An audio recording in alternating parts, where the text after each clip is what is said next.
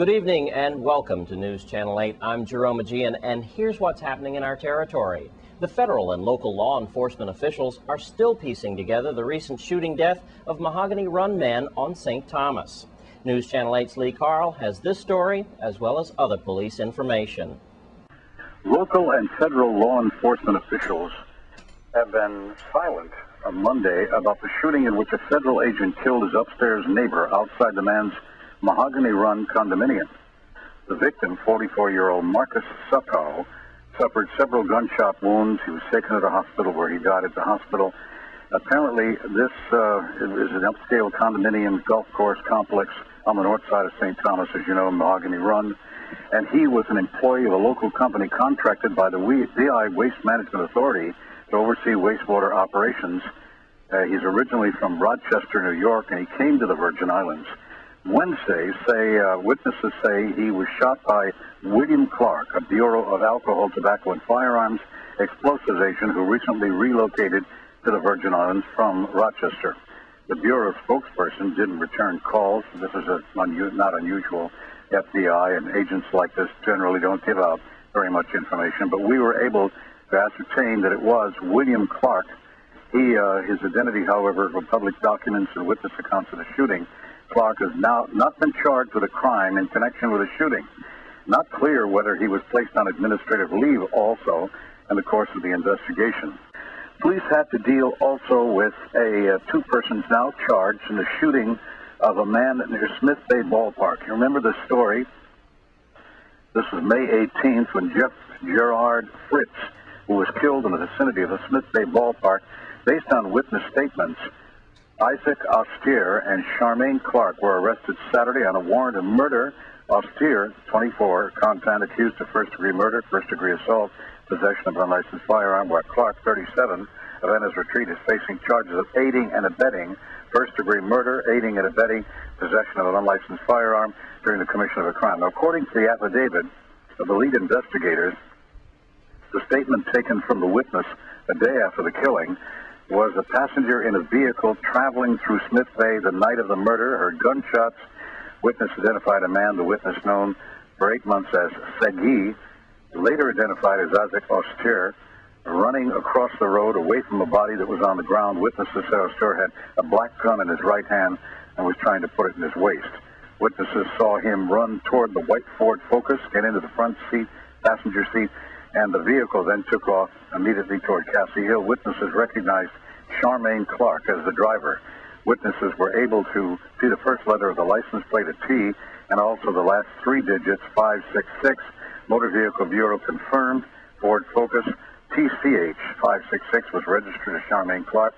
June 30th, the witness was able to positively identify Austere and Clark from a photo array. Both defendants appeared before VI Superior Court Judge Leon Kendall on Monday to be advised of rights. Kendall upheld the arrest on $100,000 bail set for each defendant, saying they pose a danger to the community and were not eligible for release on their own recognizance. He was advised of his rights on Monday in an unrelated matter, and police officers testified that they spotted him near Ennis Retreat on Sunday, and a motor, of course, apprehended him on the murder warrant. Meantime, one other quick important story. Residents of the Oswald Harris Court in St. Thomas said they saw a young man, 19 years old, stabbed apparently, stumbled through the buildings onto the ground in front of the St. Thomas. They were raising concerns about a retaliatory attack on the victim's friends as they gathered outside the hospital. Doctors rushed the man into the emergency surgery.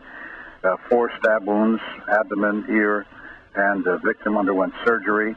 Meantime, for a couple of hours, the hospital officials limited public access amid a commotion caused by an angry crowd briefly considered placing the hospital on lockdown. Deputy Chief Melvin Frenzen confirmed someone had been detained, not provided a reason why, and they were concerned about the angry crowd, saying there wasn't the end of it, we're going to come back. So that's part of the problem. So that crime blotter report, Lee Carl for News Channel 8. Meanwhile, a 16-year-old boy is still barely clinging to life. He was the shooting victim recently in the Harvey area of St. Croix. The entire community is praying for this young man to survive. 2 other men were also shot and wounded in that very same crime. If you have any information on this incident, please call 911 or 778-2211. In other news, school flooding has forced some changes in this Saturday's primary election. News Channel 8 West Small files this report.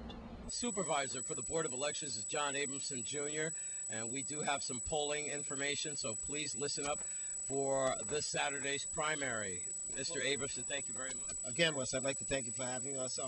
Did want to let the listening and viewing audience know that there will only be 5 polling sites will be open in St. Croix for the primary election on Saturday, September 13, 2008. For those electors that vote at the Florence William Library and the Pearl B. Lawson Elementary School, they will all be voting at the Pearl B. Lawson Elementary School. For electors that vote at the Juanita Gardine Elementary School, as well as the John F. Kennedy Project, as well as the Elena Christian Junior High School, they will be voting at the Juanita Gardine Elementary School. For those electors that vote at the Lou Muckle Elementary School, the Ricardo Richards Elementary School, or the Charles H. Emanuel Elementary School, will be voting at Alfredo Andrews Elementary School.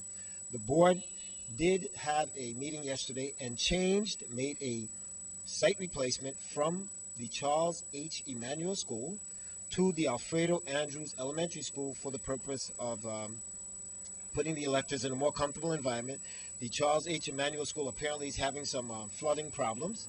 So the individuals that vote at the Lou Muckle Elementary School, the Ricardo Richards Elementary School, or Charles H. Emanuel Elementary School will be voting at the Alfredo Andrews Elementary School. For those electors that vote at the Alfredo Andrews Elementary School, they will be going to the Eulalie Rivera Elementary School, along with the electors that vote at the Eulalie Rivera Elementary School and the Evelyn Williams Elementary School. So one more time, those electors that vote at the Alfredo Andrews School will be going to Eulalie Rivera Elementary School, along with electors from Eulalie Rivera and Evelyn Williams. For those individuals that vote at the Alexander Henderson Elementary School, the Claudio Marco Elementary School, and St. Jared's Hall, you will all be going to the Alexander Henderson School. If by chance any of this information seems a little confusing, please feel free to call our office at 773-1021.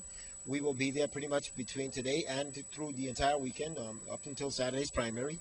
And again, you can go on our website, www.vivote.gov, and get this information. And John, you wanted to put a message out to those candidates for September 18th when they draw for their lots? Okay, that date actually is September 15th. We'll be having the casting of lots September 15th at 12 noon in the District of St. Thomas St. John, as well as the District of St. Croix. We're asking that all the candidates make a special effort to be there. If you cannot be there during the casting of lots, we would recommend you to send someone that has a notarized statement indicating that they can pull a lot on your behalf. So once again, that date will be September 15th, starting at 12 noon in both the districts, St. Thomas St. John and St. Croix. Don't forget to join us, WSVI News Channel 8, on Saturday. We will be broadcasting at the Board of Elections and at the polling sites and feeling your pulse.